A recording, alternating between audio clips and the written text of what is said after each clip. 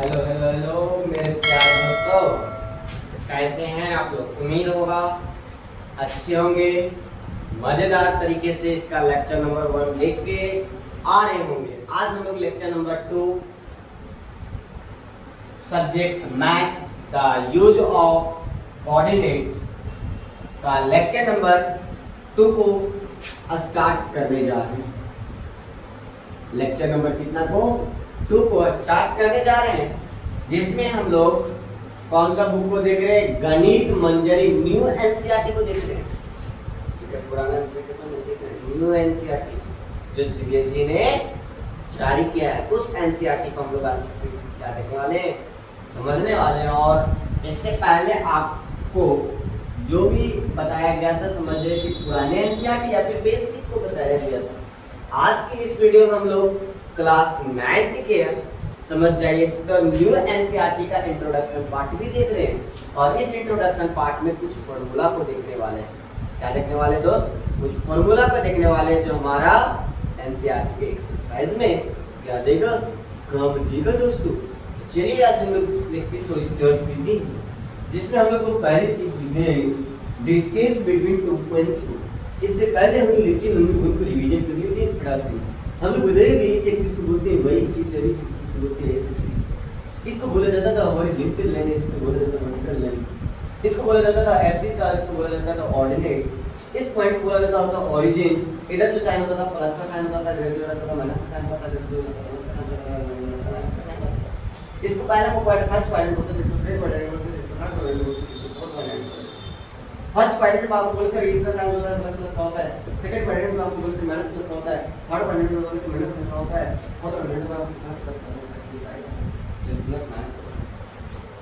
आपको ये बोल रहे थे कि आपका पहला जो होता है थर्ड कोऑर्डिनेट, फर्स्ट क्वाड्रेंट जो होता है थर्ड कोऑर्डिनेट का क्या होते हैं? अपोजिट होते हैं।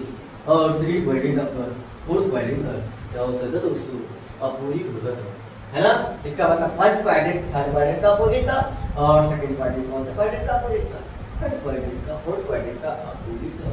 उसके बाद आप लोग को बताए थे डिस्टेंस पूरा अगर x एक्सिस होता है तो आपका जो वैल्यू होगा y एक्सिस के बराबर होगा। और एक डिस्टेंस y एक्सिस को पूछते हैं तो वैल्यू आपका कौन सा एक्सिस का बराबर होगा? y एक्सिस का बराबर। अगर आपको x एक्सिस का पॉइंट पूछेगा तो x का वैल्यू दिया रहेगा, y का 0 रहेगा।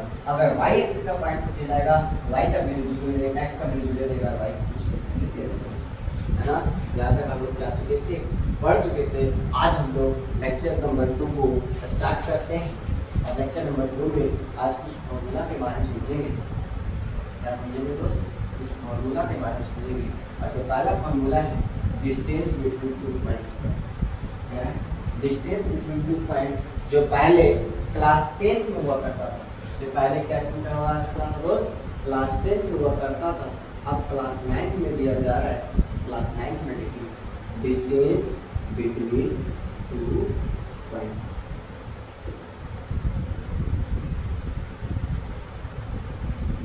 डिस्टेंस बिटवीन 2 पॉइंट्स का फॉर्मूला क्या होता है? दो पॉइंट हमको दिया जाता है, एक लाइन का 2 पॉइंट। इसका नाम जैसे हम लोग लिखते हैं, इसका नाम लिखते हैं P, है ना। अब इसका जो वैल्यू रहता है, इसमें रहता है x का, उसके बाद y का, यानी x1 y2। देखो दोस्त बहुत कुछ गड़बड़ हो जाते हैं। यहाँ क्या लिखते थे? अभी नहीं गड़बड़ाएंगे। यहाँ पर लिखेंगे x1, किसको लिखते थे? x के। ऐसा नहीं, पहले x यानी कि पहले किसका वैल्यू आता था? x का वैल्यू, उसके बाद क्या रहेगा? y का। उसी प्रकार से वीक पॉइंट के लिए पहले x का, उसके बाद y का। लेकिन इस चीज का लिखने के तरीका बोल दिएगा, इसका x1 लिखो, इसको y1 लिखो, इसका x2 लिखो, इसको y2 लिखो। क्या बोले समझ आया? अब इसी का फॉर्मूला होता है डिस्टेंस बिटवीन 2 पॉइंट्स का। क्या होता है फॉर्मूला? AB का, यानी A से B तक का डिस्टेंस आपको पूछा जाए तो A से B तक का डिस्टेंस का जो फॉर्मूला होता है क्या होता है? देखिए x2 माइनस x1 का whole square plus y2 minus y1 का होल स्क्वायर। इस फॉर्मूला को इस प्रकार से भी लिख सकते हैं और इस प्रकार से भी लिखा जा सकता है। AB बराबर क्या हो सकता है? x2 की जगह हम लोग x1 भी लिख सकते हैं, x1 माइनस x2। क्या बोले समझ आ रहा है? अगर आपका दिमाग सीधा काम करता है, सीधा लिखिए x1 माइनस x2 का whole square plus y1 minus y2 का होल स्क्वायर। क्या मुझे समझ में आया? यानी कि दोनों फॉर्मूला हमारा सही है और यही हमारा डिस्टेंस बिटवीन टू पॉइंट्स का क्या है? फॉर्मूला है। ठीक है, अब इसी फॉर्मूला का यूटिलाइजेशन करके एक एग्जांपल को देखते हैं। क्या देखते हैं दोस्त? एग्जांपल को देखते हैं। एग्जांपल नंबर 1 जैसे लिखते हैं आपको ऐसे नहीं दिया जाएगा, आपको डायरेक्ट वैल्यू देगा 2,3 और लिखते हैं 5,-6 एग्जांपल लिखते हैं, तो उसमें प्रॉब्लम होने वाला नहीं है। इसका मतलब ये एक पॉइंट का भी हमारा कौन सा पॉइंट है? B point. उसी प्रकार से आपको पहले ग्राफ बना लेना। क्या बना लेना? ग्राफ बना लीजिए। उस ग्राफ में पहला का पॉइंट ए लीजिए, दूसरा पॉइंट का भी ए का वैल्यू क्या है? 2,3, बी पॉइंट का वैल्यू क्या है? 5,-6। आपको पता है ना इस ये कौन सा वैल्यू 200 x1 का, किसका है? x1। क्या ये x2 का वैल्यू है? नहीं दोस्त, ये y1 का वैल्यू, इसका वैल्यू है y1 का। ये किसका है? x2 का, और ये y2 है ना। एक एग्जांपल के तौर पे कोई भी एग्जांपल ले सकते हैं, हम कोई भी एग्जांपल लिए। अब फार्मूला लगा दो, ए बी का पॉइंट, पहला ही फार्मूला देख लेते हैं क्या ये सही में है दोनों फार्मूला यूटिलाइजेशन की नहीं? दोनों फार्मूला का कोशिश करके दिखाएंगे। तो पहला फार्मूला लिखेंगे। पहला फार्मूला क्या है? x2 माइनस x1 का whole square plus y2 minus y1 का होल स्क्वायर। आप बताइए x2 का वैल्यू क्या है? x2 का वैल्यू 5 है माइनस x1 का वैल्यू क्या है? इसका क्या कर देंगे? स्क्वायर कर देंगे प्लस y2 का वैल्यू बताओ क्या है? -6। तो -6 लिखो, ये माइनस फॉर्मूला लिखो। y1 का वैल्यू क्या है? इसका स्क्वायर। 5 में 2 क्या कितना बच जाएगा? 3 बच जाएगा। इसका स्क्वायर कर दो प्लस माइनस माइनस प्लस हो जाएगा, लेकिन साइन किसका रहेगा? माइनस का। 6 3 6 और 3 9 हो जाएगा। इसका स्क्वायर 3 का स्क्वायर 9 होता है प्लस 9 का स्क्वायर 81 होता है। 3 का स्क्वायर यानी 3 क्या हो 9 9 81। माइनस माइनस क्या हो जाएगा? प्लस हो जाता है। स्क्वायर मतलब माइनस, इसका मतलब माइनस माइनस 9 मतलब नहीं ना है, और ये माइनस माइनस क्या हो जाएगा? प्लस दे देगा। 81 और 9 कितना हो जाएगा? 90 हो जाएगा। कितना हो जाएगा दोस्त? 90 हो जाएगा। तो रूट 90 हो गया। क्या बोले समझ आया? अब रूट 90 को अगर बाहर निकालना चाहेंगे, अगर ये बाहर निकलेगा तो ठीक है, नहीं निकलेगा तो छोड़ सकते हैं। ये भी हमारा आंसर है यूनिट्स में, ये भी हमारा आंसर है। या फिर अगर ये 90 अगर स्क्वायर से बाहर निकल जाता है, रूट से क्या निकल जाता है? बाहर निकल जाता है। तो बाहर निकालने का तरीका मालूम है कैसे निकलता है? 90 से क्या करेंगे? एचसीएफ नहीं, फैक्टराइजेशन करेंगे। तो किससे जाएगा? 2 से जाएगा। कितना बार? 25 है ना। 2 का टेबल 9 नहीं आता, उससे काम 8 आता है। कितना बार? 4 बार में 4 में। इससे 13 चला गया 10 में। तो 2 का टेबल 10 आता है ना 5 का। अब देखो किससे जाएगा? 3 से जाएगा। कितना टाइम से जाएगा? 1 5 टाइम्स 50, फिर 3 से जाएगा। कितना टाइम से? 5 टाइम्स, फिर 5 से जाएगा 1 टाइम्स, है ना। ये आ गया। अब इस चीज को रोक सकते हैं या फिर यहीं पर देखो जो 2 बार मिला, कौन 2 बार मिला? 3 2 बार मिला, बाकी 2 बार मिला है क्या? ये दोनों नहीं मिला। तो जो 2 बार मिला उसको बाहर लिख दो, जो 2 बार मिला उसको क्या कर दो? बाहर लिख दो। फिर बाहर लिख दी, ये फैक्ट हो जाएगा। कितना हो गया? 10 ये आ जाएगा 10, ये हो जाएगा हमारा 20, ये हमारा क्या हो जाएगा दोस्त? आंसर हो जाएगा। देख लीजिए पहला फॉर्मूला का यूज करके आया क्या है? 3√10 आया कि नहीं आया? 3√10 आंसर आया कि नहीं आया? तो अगला भी फॉर्मूला का इसका भी यूज करेंगे तो वही आना चाहिए कि नहीं आना चाहिए? क्या देखते हैं क्या यही आएगा कि नहीं आएगा? चलिए अगला फॉर्मूला पे देखेंगे। इस फॉर्मूला पर दिखाया तो आपको कितना आया था आंसर में? 3√10 आया था यूनिट्स। तो इसमें भी आपका 3√10 आना चाहिए यूनिट्स में। इसका डिस्टेंस फॉर्मूला के साथ से ये भी फॉर्मूला हमारा डिस्टेंस है। देखो यहाँ पर फॉर्मूला क्या लगेगा? x1 माइनस x2 का whole square plus y1 minus y2 का होल स्क्वायर। वैल्यू डालो।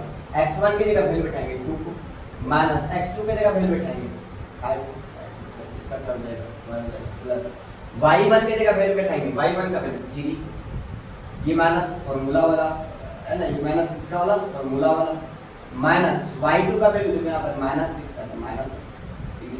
अब उसका क्या है? इसका स्क्वायर समझ आया? यहाँ बैठाओ 2 में 5 जाएगा, कितना बच जाएगा? -3, इसका क्या हो जाएगा? स्क्वायर हो जाएगा प्लस माइनस माइनस क्या हो जाएगा? प्लस। तो 6 और 3 कितना हो जाएगा? 9, माइनस माइनस प्लस हुआ, फिर 6 और 3 कितना हो जाएगा? 9, इसका स्क्वायर हो जाएगा। देखो 3 का स्क्वायर कितना आ जाएगा? 9 प्लस 9 का स्क्वायर 81। इस तरह से -3 × -3 स्क्वायर किया, इसका मतलब क्या हो जाएगा? माइनस माइनस प्लस हो जाएगा। तो दिक्कत अब हो जाएगा, जोड़ दो कितना हो जाएगा 90 हो जाएगा। अब 90 का वैल्यू निकाले तो क्या आया था यूनिट्स में 3√10 यूनिट्स आया था दोस्त, नहीं आया, समझ में आया? अगर समझ में आ गया है तो इसका एक एग्जांपल और हम लोगों को देते हैं, उस एग्जांपल को क्वेश्चन आप घर में कीजिएगा। 2,3 -2, -3 इस क्वेश्चन को आपको घर से प्रैक्टिस करके आना है, ठीक है? अगला वीडियो में जब आइएगा इस क्वेश्चन को क्या करके आइएगा, प्रैक्टिस कर लीजिएगा। अगला क्वेश्चन देखते हैं डिस्टेंस फ्रॉम ओरिजिन का। डिस्टेंस फ्रॉम ओरिजिन का क्वेश्चन देखेंगे हम लोग। अगला फॉर्मूला है डिस्टेंस फ्रॉम ओरिजिन।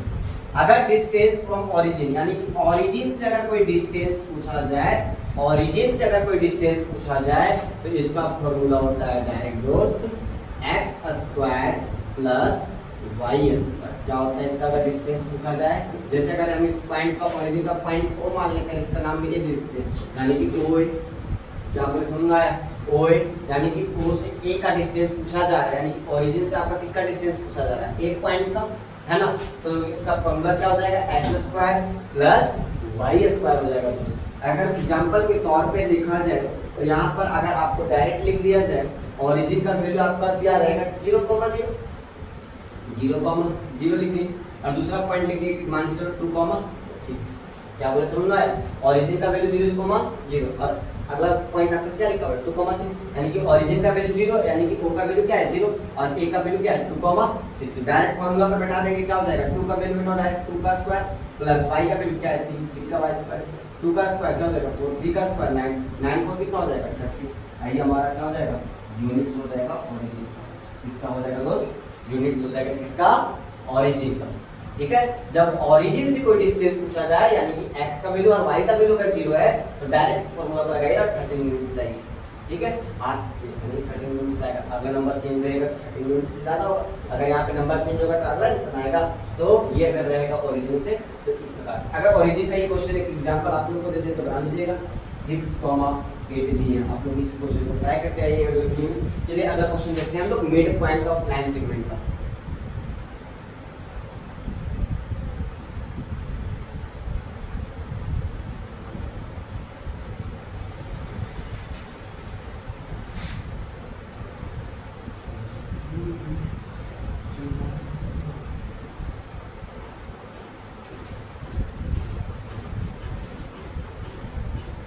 अगला है दोस्त midpoint of line segment का। Midpoint of line segment, है ना? क्या लिखा हुआ है midpoint of line segment का फॉर्मूला। तो midpoint of line segment का फॉर्मूला होता है यानी कि आप डायरेक्ट लिख सकते हैं x, y निकालने का जो फॉर्मूला होता है दोस्त मिड पॉइंट का वो होता है x1 प्लस x2 का बाय 2 होता है and y1 plus y2 bye 2 का क्या बोले समझना है x1 plus x2 bye 2 y1 plus y2 bye 2। ये क्या निकालने का फॉर्मूला होता है xy, जिसको हम बोलते हैं mid point of line segment. कहने का मतलब mid point of line segment करने का मतलब a का वैल्यू और b का वैल्यू दिया हुआ रहता है, इसमें तीसरा वैल्यू अगर m निकालना पड़े यानी कि मिड पॉइंट निकालना पड़े तो कैसे निकालेंगे? देखेंगे अगर हमारे यहाँ e की जगह समझो 2,3 दिया हुआ है, क्या दिया हुआ है 2,3 दे दिया गया और यहाँ दिया गया है 5,6 दिया गया। मान लो कोई भी एग्जांपल ले सकते हैं ना, कोई भी एग्जांपल लिए, ठीक है? ये एग्जांपल लिए इसका हम लोग को मिड पॉइंट निकालना है। कैसे निकालेंगे? उसी प्रकार से x1 की जगह पर वैल्यू हमारा x1 का है, ये हमारा y1 का वैल्यू, ये हमारा x2 का वैल्यू है, ये हमारा किसका वैल्यू y2 का।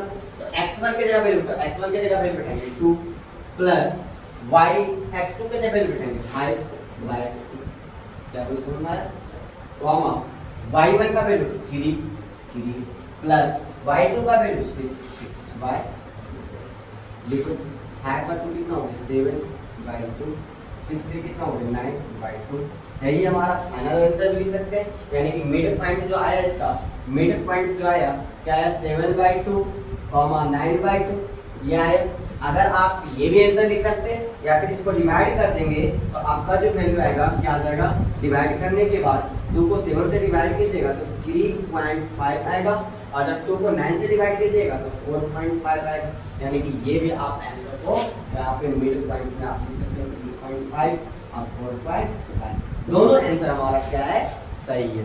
अगर ऑब्जेक्टिव में पूछा जाए तो अगर ये ऑप्शन दे दिया ठीक है, और अगर ये ऑप्शन दिया तो समझ जाएगा इसका मतलब क्या किया गया, दोनों पर डिवाइड करके काट के यहाँ पर लाया गया।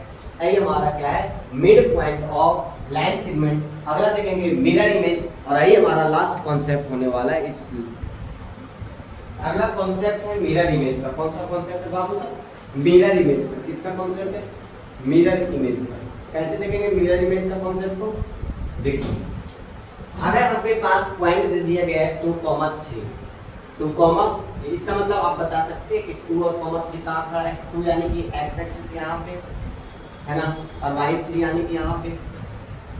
ये पॉइंट हमारा समझिए है ना, ये हमारा पॉइंट। अगर इसका पूछा जाए दोस्त, अगर इसका पूछ दे एक्स एक्सिस का पॉइंट, तो एक्स एक्सिस का क्या पूछा जाए, एक्स एक्सिस का अगर डिस्टेंस पूछा जाए, इसका डिस्टेंस पूछा जाए, एक्स एक्सिस का क्या पूछ दे, डिस्टेंस पूछ दे दोस्त। एक्स एक्सिस का डिस्टेंस कैसे निकालेंगे, मिरर इमेज में आपको इसी प्रकार का क्वेश्चन पूछेगा कि एक्स एक्सिस का डिस्टेंस बताइए मिरर इमेज में, तो कैसे बताएंगे, तो कैसे देखेंगे यहाँ पे आपका ये हमारा वैल्यू था, अब ये किसका वैल्यू है, ये हमारा x का y का है, लेकिन x एक्सिस में डिस्टेंस पूछा है, इसका मतलब y में देखेंगे, और इसका मिरर इमेज है, तो मिरर इमेज में किसका, इसी का जस्ट नीचे ना दिखेगा, इसका जस्ट किसके दिखेगा, नीचे का दिखेगा, तो नीचे दिखेगा। तो आपका किस में पूछा गया, x एक्सिस में पूछा गया ना डिस्टेंस, x एक्सिस में देखो, तो x एक्सिस में डिस्टेंस देखो, x एक्सिस में डिस्टेंस देखेंगे यानी कि y का वैल्यू देखेंगे, तो y में देखो कितना खंड देखेंगे, 3 खंड, 1 खंड 2 3, यानी कि यहाँ पर x चला जाएगा 3 खंड। क्या बोले समझ में आया दोस्तों, कितना खंड में, 3 खंड में।